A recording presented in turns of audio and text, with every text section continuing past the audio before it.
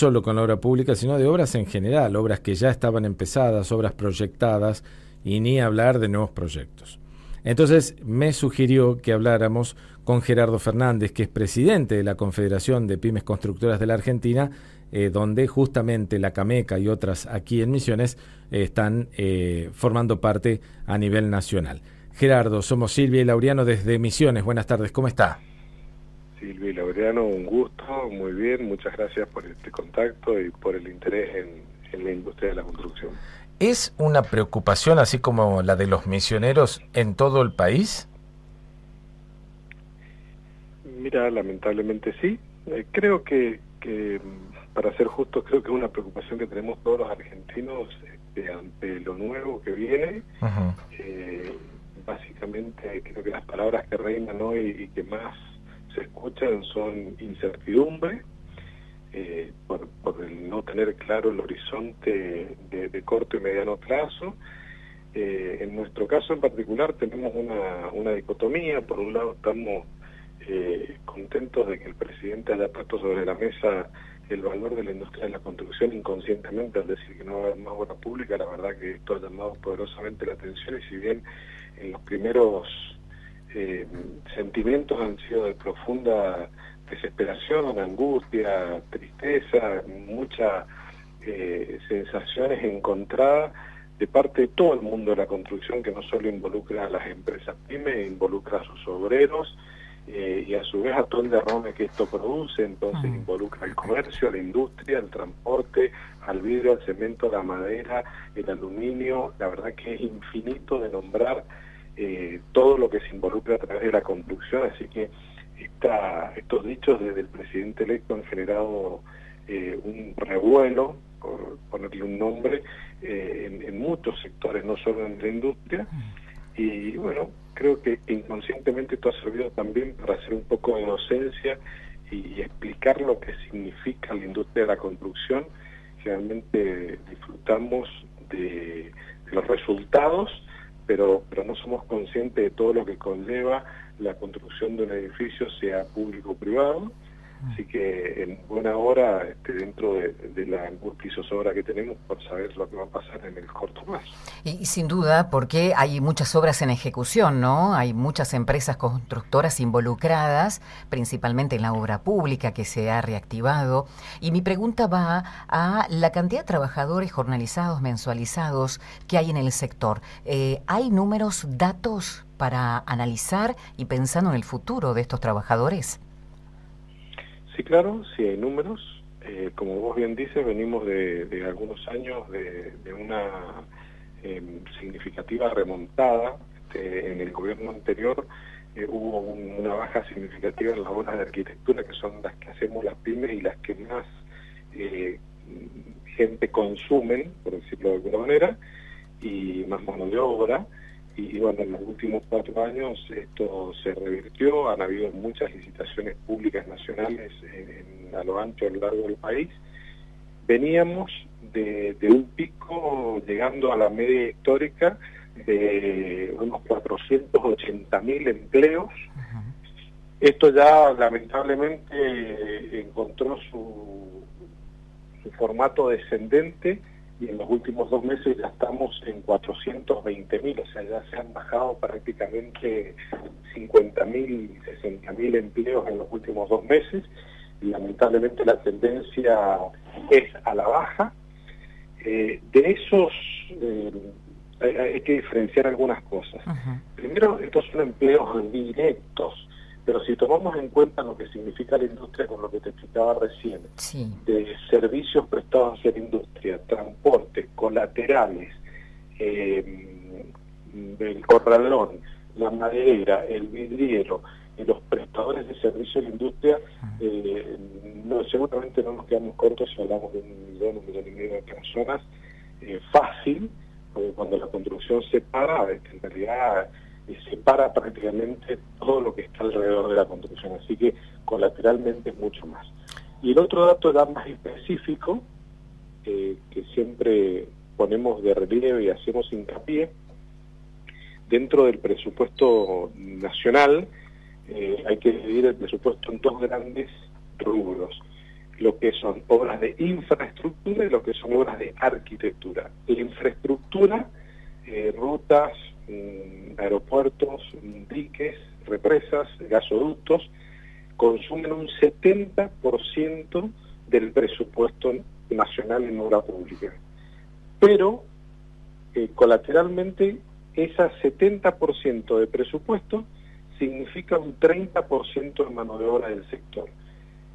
En cambio, la arquitectura, que son todas aquellas que se relacionan con el ladrillo, principalmente la construcción de viviendas de los IPB, lo que sería un hospital, una escuela, un centro de salud, una comisaría, cordón cuneta banquina, una plaza, un polideportivo, redes de agua, de cloaca eléctrica, todas esas obras que son de menor cuantía, que se consideran de arquitectura, que generalmente están hechas por las pymes constructoras del país, consumen un 30% del presupuesto nacional, pero otorgan el 70% de la mano de obra registrada. He aquí la importancia del significado y la docencia de la cual te hablaba al inicio de la entrevista, que es necesario hacer para entender el significado de la pyme en la industria de la construcción.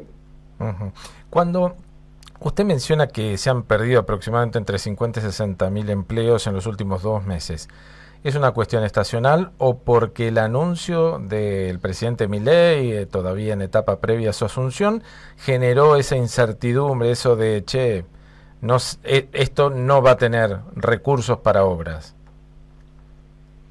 No es una cuestión estacional. Claramente venimos en un proceso de reprogramación de obras que nació allá por noviembre del 2022, el año pasado.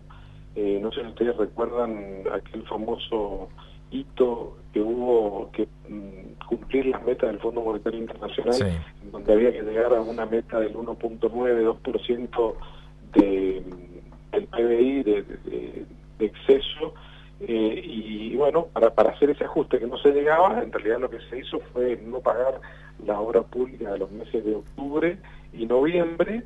Todos esos pagos de octubre, noviembre y diciembre se pasaron ya a fines de enero, febrero, y ahí se produjo una distorsión, digamos, una ampliación en los plazos de pago que nunca se recuperó. Si bien de ahí en adelante se mantuvieron los pagos mensualmente, pero nunca se recuperaron los pagos adelantados como venían. Ajá. Y a eso hay que sumarle que después de mucho trabajo se pudo observar que el INDEC, si bien tiene un trabajo bastante profesional en todas sus áreas, en el área de ICC, que es el índice de costo de la construcción, tiene un sistema bastante arcaico todavía. Hoy en día el INDEC, aunque parezca mentira, en la era de la tecnología, sigue relevando los precios con personas físicas que van a los negocios, y acá que relevan y cargan los datos, termina siendo extemporáneo y terminan siendo datos viejos, y con la velocidad de inflación que hay, terminan dando datos relativos que en realidad se llaman técnicamente provisorios, los que son corregidos 2 o 3 meses después o 6 meses después. ¿Qué termina pasando con esto? Todos los sistemas de redeterminación de precios nacionales y de muchas provincias se basan para el pago de la obra pública en los datos emitidos por el INDEC. Como los datos emitidos, los primeros emitidos los días 16, 15 de cada mes, son provisorios, no reflejan el verdadero aumento que hubo en el mes. Entonces, cuando es corregido a los 2 o 3 meses y queda el definitivo, no se corrige la redeterminación de precios. No sé si estoy siendo muy técnico por ahí y cuesta entender, pero es un tema que en los hechos a las empresas los afecta significativamente, porque básicamente lo que pasa en los hechos es que están cobrando, amén de a 60 días, están cobrando promedio un 20% menos del valor real del mes. Correcto. Entonces, Sí, si usted le pone la distorsión en el índice, más los 60 días, por ahí al final de la obra el quebranto puede significar por encima del 20% o el 30%, y si tomamos en consideración que la rentabilidad de una obra pública puede rondar, dependiendo del nivel de competencia que haya habido, entre un 5 y un 8%, cuando usted quiere acordar, muchas obras no llegan a su fin porque existe un quebranto en el contrato, un rompimiento de la ecuación económica del contrato, o si se logra terminar habiéndole consumido a la empresa el beneficio y los gastos generales, y en definitiva la empresa termina, en el mejor de los casos para la empresa, terminando una obra en la cual tuvo cero rentabilidad, desgaste de maquinaria y en definitiva desgaste y pérdida de capital. O sea, las empresas se estaban descapitalizando. Entonces esto no empezó hace 2 meses, empezó progresivamente. Los primeros indicios fueron en noviembre del año pasado y se fue acentuando, y en el camino han ido quedando obras que no han podido sostener esas dilaciones en los pagos y esas diferencias en los índices, y bueno, la estocada final sí seguramente estará de la mano de estos anuncios y de la prudencia que ha intentado tener el emprendedor pyme, de intentar proteger el capital de la mejor forma posible. También se han dado otras cosas. Estamos sin importaciones, entonces muchos bienes que no se consiguen. Eso ha hecho ralentizar muchas obras, porque básicamente no se pueden conseguir materiales. Entonces hay mucha obra reprogramada por falta de materiales. Entonces es un combo en donde son muchos los ingredientes que hacen a esta realidad. Gerardo, gracias por habernos atendido, muy amable. No, por favor, un gusto y a vuestras órdenes. Adiós, hasta luego.